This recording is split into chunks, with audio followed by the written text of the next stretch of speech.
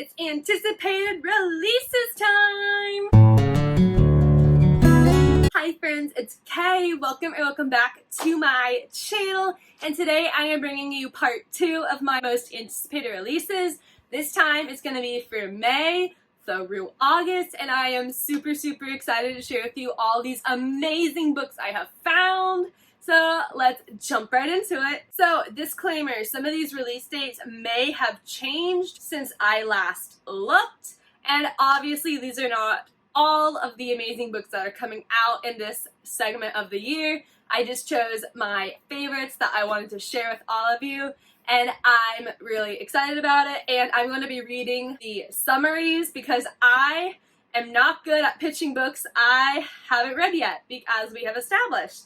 But I'm going to give you the brief summary of all of these books, and they sound super good, and there's a lot of them, so let's get going. So first up, I have 2 books for May, and both of them have already come out when this upload, but I still want to talk about it just in case you have not heard of them yet. The first one is The Other Side of Perfect, and this came out on May 11th. So in this book, I'm using my computer. So in this book, we have Alina Keller, who is destined to dance, but one terrifying fall shatters her leg and her dreams of a professional ballet career along with it. After a summer of healing, translation, eating vast amounts of Cool Ranch Doritos and binging ballet videos on YouTube, she is forced to trade her pre-professional dance classes for normal high school, where she reluctantly joins the school musical. However, rehearsals offer more than she expected, namely Jude, her annoyingly attractive castmate she just might be falling for. But to move forward, Alina must make peace with her past and face the racism she has grown to accept in the dance industry.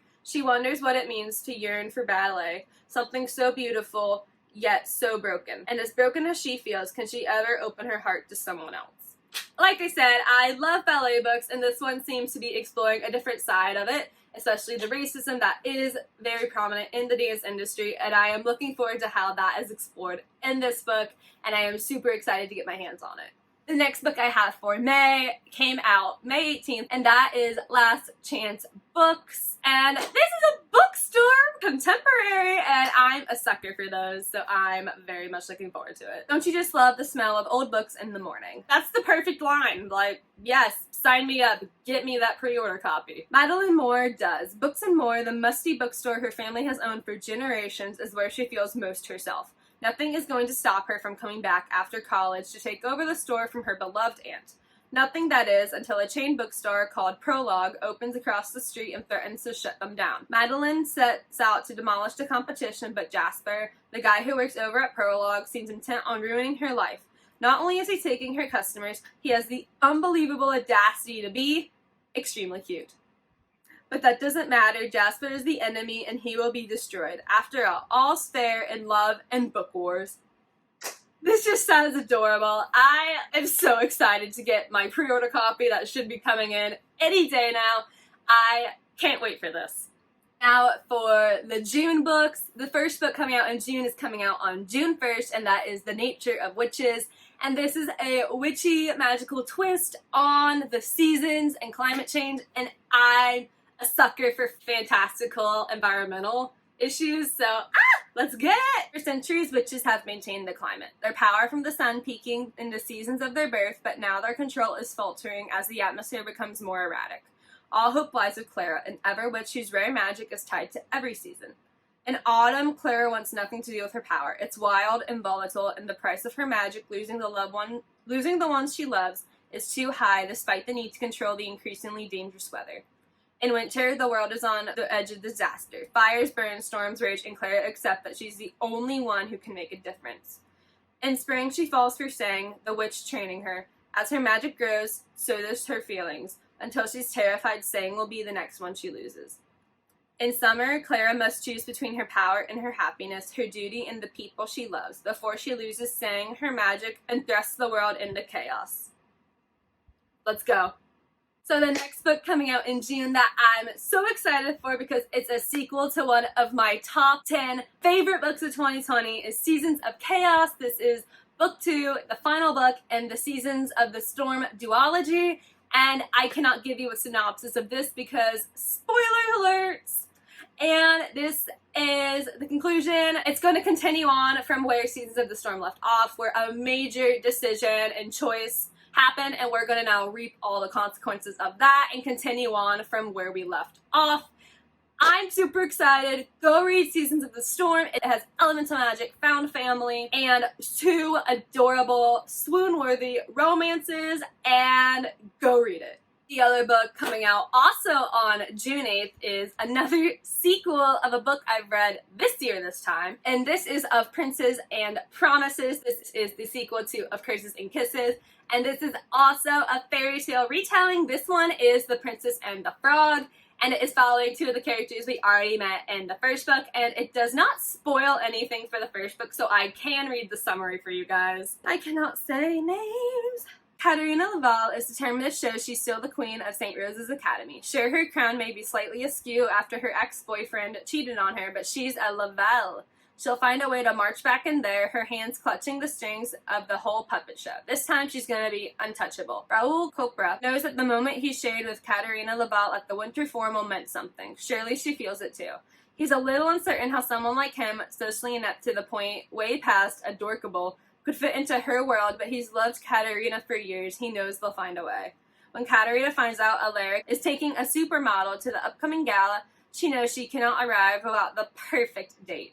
But the thought of taking another superficial St. R boy exhausts her. The solution?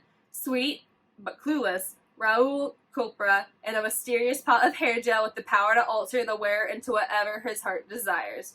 When Raoul tries it, he transforms instantly into RC, WR, handsome, and charming. But transformation comes with a price. As Raoul enjoys his new social standing, the line between his 2 personas begins to blur. Will he give up everything, including Katerina, to remain RC, or will this unlikely pair find their way back to each other? There are no Princess and the Frog retellings that I have seen in the book world, so I cannot wait for this adorable twist on this fairy tale. So now we're on to July, and for this, we're starting off with Rada and Jay's Recipe for Romance, and it had dancing on the cover, all styles of dancing on the cover, so I was immediately drawn to it. Rada is on the verge of becoming one of the greatest kata dancers in the world, until a family betrayal cost her the biggest competition of her life. Now she has left her Chicago home behind to follow her stage mom to New Jersey. At the Princeton Academy of the Arts, Rada is determined to leave performing in her past and reinvent herself from scratch. Jai is captain of the Bollywood Beast dance team, ranked first in his class and an overall achiever with no college plans. Tight family funds means medical school is a pipe dream, which is why he wants to make the most out of high school. When Rada enters his life, he realizes she's the exact ingredient he needs for a show-stopping senior year. With careful choreography, both Rada and Jai will need to face their fears and their families if they want a taste of a happily ever after. This just sounds adorable, and there's different types of dancing, and I love rom-coms about dancing. Next up, also coming out in July, now July 27th, is Gods and Monsters, the final book in the Serpent and Dove trilogy, and this got moved up from August to July, so go us.